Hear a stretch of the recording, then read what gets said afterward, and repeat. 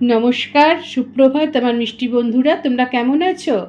তোমার মিষ্টি দিদিও ভালো আছে, আশা করি তোমরাও ভালো আছো। তো আজকে দেখতে পাচ্ছ অনেকগুলো জিনিস নিয়ে চলে এসেছি। কী কী জিনিস তোমাদের সঙ্গে একটু পরিচয় করিয়ে নিই, আর কী রান্না করব সেটাও তোমাদেরকে বলবো। আজকে একটু অন্য পদ্ধতিতে ডিমের অমলেট বানিয়ে একটু কারি টাইপের করব। যেহেতু শীতকাল, তো শীতকালে একটু অন্যরকম জিনিস করতে ভালোই লাগে। তো কী কী নিয়েছি দেখো। দেখো নিয়েছি আমি এখানে 4টে ডিম আমি ফাটিয়ে রেখেছি। এটা হচ্ছে মুরগির ডিম, ওকে। আর এখানে হচ্ছে আমি পেঁয়াজ পেস্ট করে রেখেছি, সরি এটা টমেটো পেস্ট, পেঁয়াজ পেস্ট। এটা হচ্ছে তোমার দারচিনি আর এলাচ থেতো করে রেখেছি, ঝাল লঙ্কার গুঁড়ো, ধনেপাতা কুচি। আর এটা হচ্ছে কি করেছি, এটা হচ্ছে চিংড়ি মাছ। চিংড়ি মাছটাকে কী করেছি, একটু জাস্ট সতে করে মানে লাইট ভেজে রেখে দিয়েছি। এবার এটাকে একটু পেস্ট তৈরি করে নেব। কিভাবে অমলেটটা বানাচ্ছি তোমাদেরকে দেখাবো। আর এখানে ঝোলটা কারিটা করার জন্য আলু ডুমো করে কেটে রেখেছি। আর একটা রান্নার জন্য পেস্ট তৈরি করব, পেঁয়াজ, রসুন, আদা, লঙ্কা। আর শীতকালের কড়াইশুঁটি তো অবশ্যই। আর কী দেবো, কাশ্মীরি মির্চ, নুন আর হলুদ। এই হচ্ছে আমার উপকরণ। তাহলে চলো আমি চিংড়ি মাছটাকে পেস্ট করে নিই, করে তারপরে কি কি পরপর জিনিস দিয়ে বানাবো তোমাদেরকে দেখাচ্ছি। দেখো আমি মিক্সিতে চিংড়ি মাছটা পেস্ট করে নিয়েছি। চিংড়ি মাছটা কেন বলো তো, একটু জাস্ট সতে করে নিয়েছি, নইলে একটু কাঁচা গন্ধ লাগবে কিন্তু। সেই জন্য জাস্ট একটু লাইট ফ্রাই করে আমি চিংড়ি মাছটা পেস্ট করে নিলাম। এবার দিয়ে দিচ্ছি এর মধ্যে আমার, দেখো 4টে ডিম ফাটিয়ে রেখেছি, ডিমটা আমি এর মধ্যে দিয়ে দিলাম। দিয়ে দেব একটু টমেটো পেস্ট, পুরোটা দেব না, জাস্ট অল্প দেব। দেব একটু পেঁয়াজ বাটা, পেঁয়াজ কুচিও অনেকে দিতে পারো, তো আমি কিন্তু পেঁয়াজ বাটাটাই দিচ্ছি। আমি পুরো পেঁয়াজ বাটাটা দিয়ে দিলাম। যারা কাঁচা লঙ্কা কুচি দিতে ইচ্ছা করবে তারা কাঁচা লঙ্কা কুচিও দিতে পারো। তো আমি যেহেতু এটা খুব মসৃণভাবে জিনিসটা তৈরি করব, তাই এখানে আমি পেঁয়াজ কুচিও দিইনি আর লঙ্কা কুচিও দিচ্ছি না, জিনিসটা পুরো মসৃণ হবে। দিয়ে দিলাম যে যেরকম ঝাল খাবে সে অনুপাতে লঙ্কার গুঁড়ো দেব, অল্প একটু ধনেপাতা স্বাদের জন্য, দিয়ে দেবে নুন, আন্দাজ মতো দেবে নুন। আর কি দেব, যেটা না দিলে একদমই নয়, সেটা হচ্ছে একটু হলুদ গুঁড়ো দেব।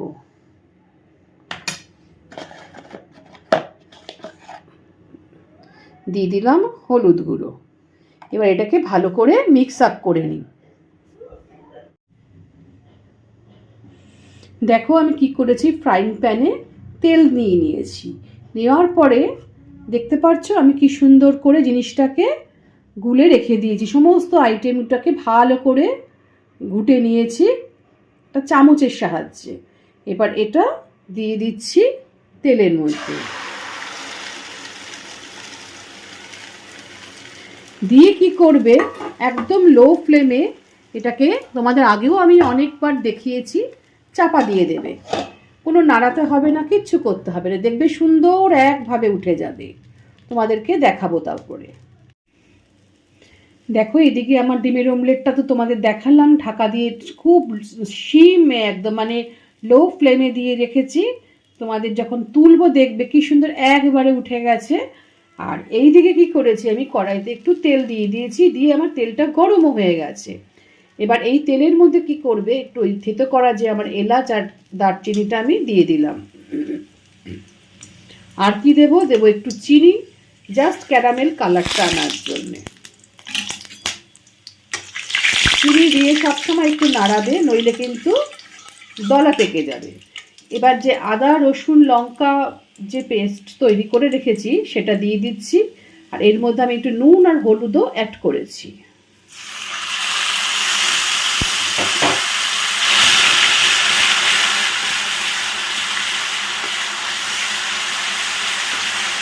ভালো করে কষাতে হবে যাতে কোনো রকম কাঁচা গন্ধ না থাকে।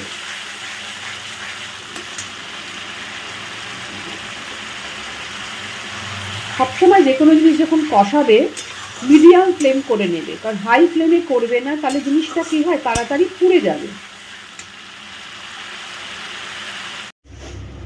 ওদিকে ওটা কষানো হচ্ছে, আর এদিকে দেখি ডিমের অমলেটটা কত দূর হলো। দেখো, তাকিয়ে দেখো শুধু, জাস্ট পুরো পিৎজার মতো হয়ে গেছে, পুরো একবারে, মানে আমি নাড়াইওনি চাড়াইওনি কিচ্ছু করিনি। এবার জাস্ট এটাকে ধরে উল্টে দেবো। দেখো, তোমার না উল্টালেও চলে, কিন্তু আমি তা উল্টে দিচ্ছি।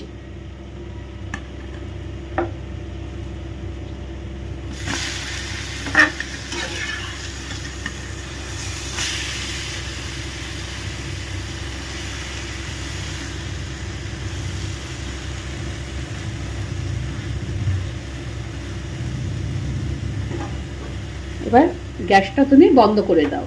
ওই যে ফ্রাইং প্যানের যে হিটটা আছে, ওতেই ওপাশটা সুন্দর হয়ে যাবে। বা যে যেভাবে পারবে সে শেপে ঝোলের মধ্যে দেবে। আর এদিকে দেখো আমার এটা কষানো হচ্ছে। এবার আমি এর মধ্যে কি করব, যে আলুগুলো ডুমো করে কেটে রেখেছি সেটা দিয়ে দিয়েছি। ভালো করে কষিয়ে নিই আগে।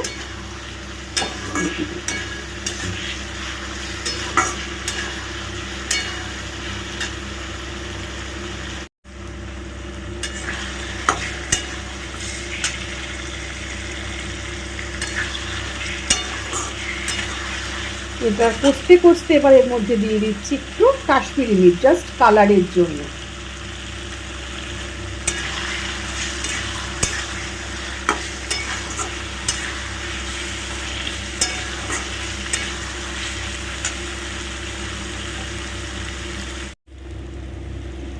এবার এর মধ্যে দিয়ে দিচ্ছি কড়াইশুঁটিগুলো। তোমাদেরকে যে প্রসেসে আজকে অমলেটটা করে দেখালাম, এটা কিন্তু তোমরা এমনিও অমলেট করে রুটি দিয়ে খেতে পারো, বা লো কাটলেও করে দিতে পারো। হ্যাঁ, যে ঝোলই সবসময় করতে হবে বা কারি করতে হবে তার কোনো মানে নেই। তোমরা কিন্তু ওইভাবে ওই স্টাইলে বানিয়ে বেশ ভুজিয়া ভুজিয়া টাইপের করে, এমনি শীতকালে দারুণ লাগে খেতে, রুটি দিয়ে, পরোটা দিয়ে, ইভেন গরম গরম ভাত দিয়েও খেতে ভালো লাগে। তুমি ঘি দিয়ে ভাত মেখে বা এমনিও মেখে খাওয়া যায়, অনেকেই খায়, আমি তো খাই।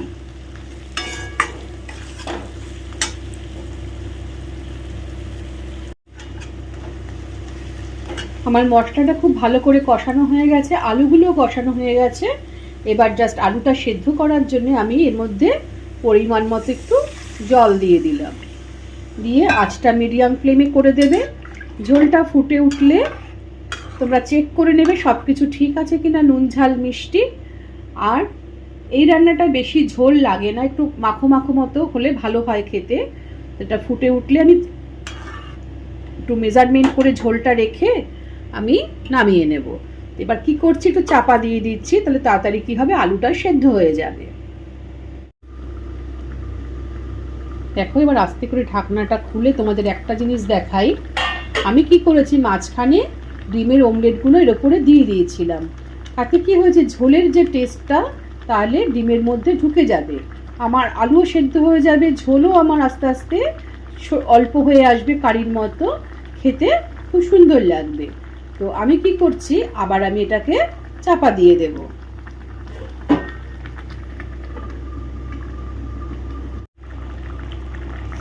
তাহলে দেখলে তো যে কিভাবে নতুনত্বভাবে ডিমের অমলেট দিয়ে ঝোলটা করলাম।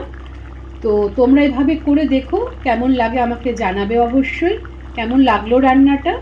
তো আমার কিন্তু কমপ্লিট, আমার সমস্ত মেজারমেন্ট ঠিক আছে, নুন ঝাল মিষ্টি। এবার আমি এটাকে গ্যাসটা অফ করে নামিয়ে দেব। নামিয়ে জাস্ট ওপর দিয়ে কি করব, ধনেপাতা ছিটিয়ে চাপা দিয়ে দেব একটা থালা দিয়ে। তাহলে কি হবে, ওই ধনেপাতার যে ফ্লেভারটা ওর মধ্যে ঢুকে যাবে। ওকে, দেখো তোমরা দেখতে পাচ্ছ কি সুন্দর ইয়াম্মি ইয়াম্মি দেখতে হয়েছে। আমি ওপরে জাস্ট ধনেপাতাটা দিয়ে দিয়েছি, দিয়ে এবার থালা চাপা দিয়ে দেবো। তা তোমাদের যদি এরকমভাবে রান্নাটা যদি ভালো লেগে থাকে, তাহলে কি করবে, মিষ্টি দিদির হেসেলে গিয়ে একটু অবশ্যই পাশে থাকা বেল আইকনটা, একটু আমার নতুন বন্ধুদের জন্য বলছি যে পাশে থাকা বেল আইকনটা কি করবে, একটু প্রেস করে দেবে। যাতে তোমরাও আমার বন্ধু হতে পারো।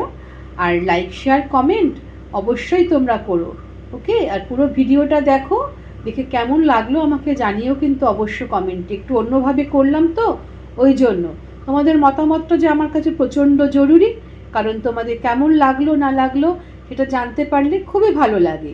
তাহলে কি করবে? লাইক শেয়ার কমেন্ট তো অবশ্যই তোমাদেরকে বলে দিলাম করতে। আর মিষ্টি দিদিকে আজকে একটু বিদায় জানাতে হবে। চলো তোমাদের কাছ থেকে বিদায় জানিয়ে আজকের মতো শেষ করছি।